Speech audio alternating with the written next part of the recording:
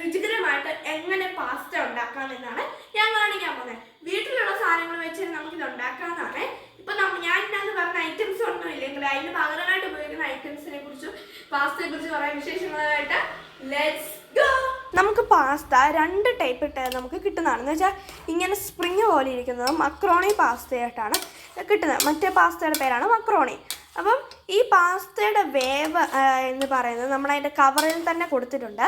ആ കവറിൽ എത്രയാണോ വേവ് കൊടുത്തിരിക്കുന്നത് അതിൻ്റെ ഒരു ഇത്തിരിയും കൂടെ വേവ് നമ്മളിതിന് കൊടുക്കേണ്ടതാണ്. അപ്പം ഇവിടെ നമ്മൾ എടുത്തിരിക്കുന്നത് ഇതുപോലത്തെ ഒരു പാസ്തയാണ്. അത് നമ്മൾ ആവശ്യത്തിന് വെള്ളവും ഒഴിച്ച് ഉപ്പും ഇട്ട് ഇത് പറ്റിപ്പിടിക്കാതിരിക്കാൻ വേണ്ടി എണ്ണയും ഇത്തിരി ഒഴിച്ചിട്ടുണ്ട്. അപ്പോൾ നമ്മളിതാണ്ടിത് വേവാനായിട്ട് വെച്ചിരിക്കുകയാണ്. ഇതിനാവശ്യമായുള്ള സാധനങ്ങൾ ഒന്ന് സവോളയാണ്. അപ്പം നമ്മളിവിടെ സവോള കണ്ട് ശ്രീഹരി ഇവിടെ ചോപ്പ് ചെയ്തുകൊണ്ടിരിക്കുകയാണ്. കരച്ചിലും പിടിച്ചിലൊക്കെയാണ്. സവോള ഏകദേശം 1 1.5 അല്ലെങ്കിൽ 2 നമുക്ക് എടുക്കാവുന്നതാണ്. ഇതിനു വേണ്ടി മീഡിയം സൈസ് ആണെങ്കിൽ 2 എണ്ണം ആവശ്യമാണ്. അടുത്തായിട്ട് ആവശ്യമായിട്ടുള്ളതാണ് വെളുത്തുള്ളി കുറച്ച് ചോപ്പ് ചെയ്ത് വെച്ചതും പിന്നെ കുറച്ച് ഇഞ്ചി നമ്മൾ ചോപ്പ് ചെയ്ത് വെച്ചിട്ടുണ്ട് ഇവിടെ. ഇനി നമ്മളിവിടെ എടുത്തിരിക്കുന്നത് ഒരു ക്യാപ്സിക്കമാണ് എടുത്തിരിക്കുന്നത്. ക്യാപ്സിക്കം ഉണ്ടെങ്കിൽ പാസ്തയ്ക്ക് കൂടുതൽ ടേസ്റ്റ് ആവുന്നതാണ്.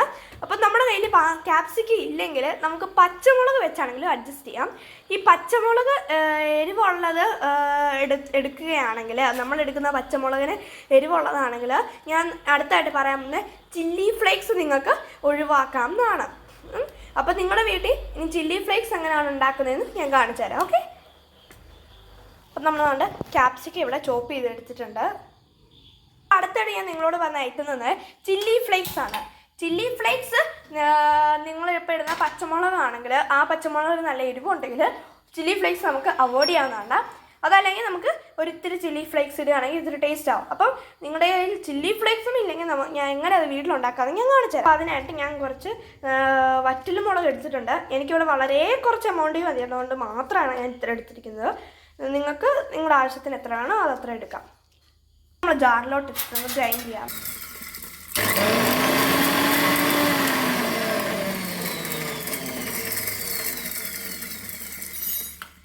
നമ്മുടെ ചില്ലി ഫ്ലേക്സ് ഇവിടെ റെഡി ആയിട്ടുണ്ട്. അപ്പോൾ ഈ ഒരു കുക്കിംഗ് ആണ് ഇറ്റാലിയൻ സ്റ്റൈൽ ഓഫ് കുക്കിംഗ് ആണ്.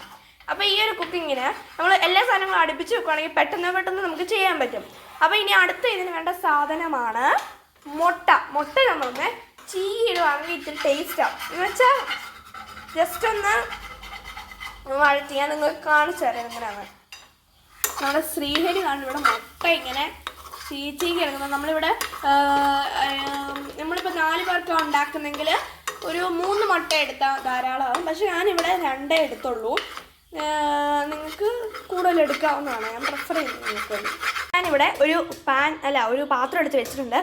നിങ്ങളാണെങ്കിൽ ഇത്ര വലിയ പാത്രം ഇതിലാണ്. നമ്മൾ ഇതിനകത്താണ് ഫുള്ള് ഞാൻ ചെയ്യാൻ പോകുന്നത്. ഇനി പാസ്ത ഇട്ട് ഇളക്കുന്നത് എല്ലാ ചേരുവകളും ചേർക്കുന്നത്. അതുകൊണ്ട് തന്നെ നല്ല അത്യാവശ്യം വലിപ്പം ഉണ്ടെങ്കിൽ നമുക്ക് ഇളക്കാനൊക്കെ നല്ല എളുപ്പമായിരിക്കും. അതിന് വേണ്ടിയാണ് ഞാൻ ഈ പാത്രം എടുത്തിരിക്കുന്നത്. പിസ്ത ഉണ്ടല്ലോ, ഇതിന് ആവശ്യം അനുസരിച്ചുള്ള വേവ് കഴിഞ്ഞ ഉടനെ ഈ വെള്ളം നമുക്കെല്ലാം ഊറ്റിക്കളണം. എന്നിട്ട് ഇതാണ് ഇങ്ങനെ വെക്കുക. ഇങ്ങനെ വെച്ചിരിക്കുക നമ്മുടെ പിസ്ത.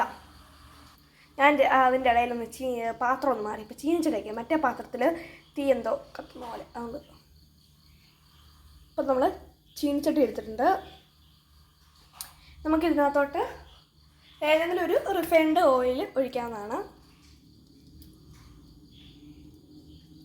ഇവിടെ എടുത്തിരിക്കുന്ന ഏതോ ഒരു റിഫൈൻഡ് ഓയിലാണ്.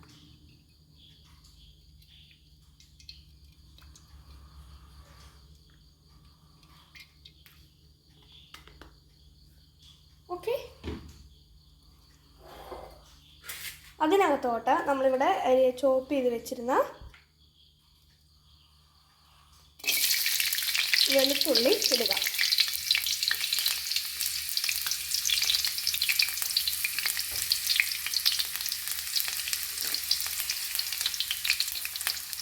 പിന്നെ നമ്മൾ അടുത്തടുത്ത് ചോപ്പ് ചെയ്ത് വെച്ചിരുന്ന ഇഞ്ചിയും ഇടുക. അത് രണ്ടും നന്നായിട്ടൊന്ന് വഴറ്റി കൊടുക്കുക.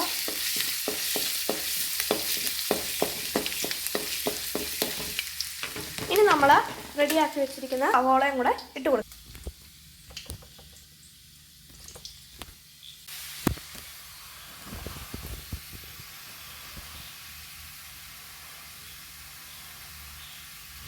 ഓക്കെ,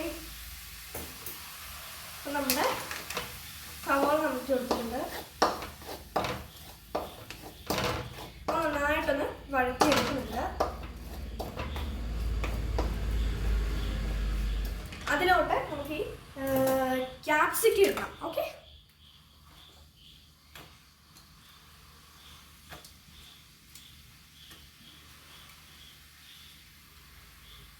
ഇനി നമുക്ക് ഇതിനകത്തോട്ട് ആവശ്യമായിട്ടുള്ള മസാലകളാണ്. കുറച്ച് ആദ്യം ഉപ്പിടുക. നമ്മൾ ഏറ്റവും ബേസിക്കുള്ള കാര്യമാണ് ഉപ്പ്.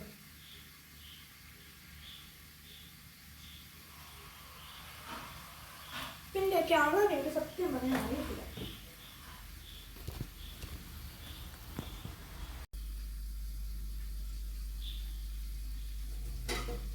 ഓക്കെ, ഉപ്പിട്ടിട്ടുണ്ട്. നമുക്ക് കുറച്ച് കുരുമുളക് പൊടി ഇടാം.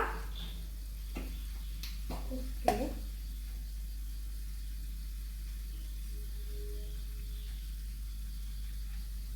ഓക്കെ. ഇനി നമുക്ക് ഇതിനകത്തോട്ട് വേണ്ടത് കുറച്ച് മുളക് പൊടി ഇടാം. മുളക് പൊടി വളരെ കുറച്ചിട്ട് നമ്മൾ ഇതിനകത്തോട്ട് കുറച്ച് ഗരം മസാലയും ഇട്ടിട്ടുണ്ട്. നന്നായിട്ടൊന്ന് വഴറ്റി കൊടുക്കാം. ഒത്തിരി മുളക് പൊടി ഒന്നും ഇടല്ലേ, കാരണം നമ്മൾ ഈ കാപ്സിക്കം ചില്ലി ഫ്ലേക്സും ഒക്കെ ഇടുന്നതുകൊണ്ട് മുളക് പൊടി ഒത്തിരി ഇടേണ്ടതാണ് പറയുന്നത് അഭിപ്രായത്തിൽ. ഓക്കെ, നമ്മളിതിലേക്ക് ഇത്തിരി ആയിട്ട് പാസ്ത ഇട്ട് കൊടുക്കുകയാണ്.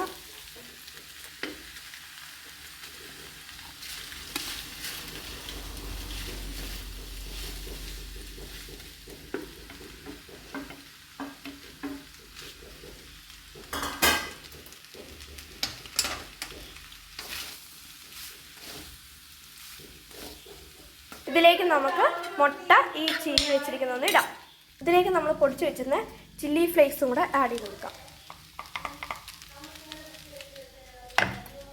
നമുക്ക് ആവശ്യത്തിന് കെച്ചപ്പ് ഒഴിച്ച് കൊടുക്കാം. പിന്നെ സോയ് സോസ് ഉണ്ടെങ്കിൽ അത് ഒഴിക്കാം കേട്ടോ. പിന്നെ ഞാൻ കെച്ചപ്പ് മാത്രമേ ഒഴിക്കുന്നുള്ളൂ കേട്ടോ.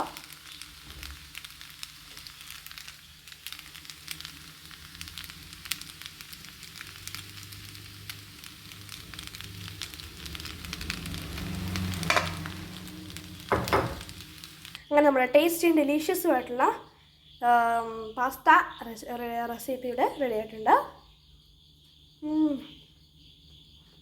അപ്പോൾ എല്ലാവർക്കും ഈ വീഡിയോ ഇഷ്ടമായിരുന്നു എഴുതിയിരിക്കുന്നു.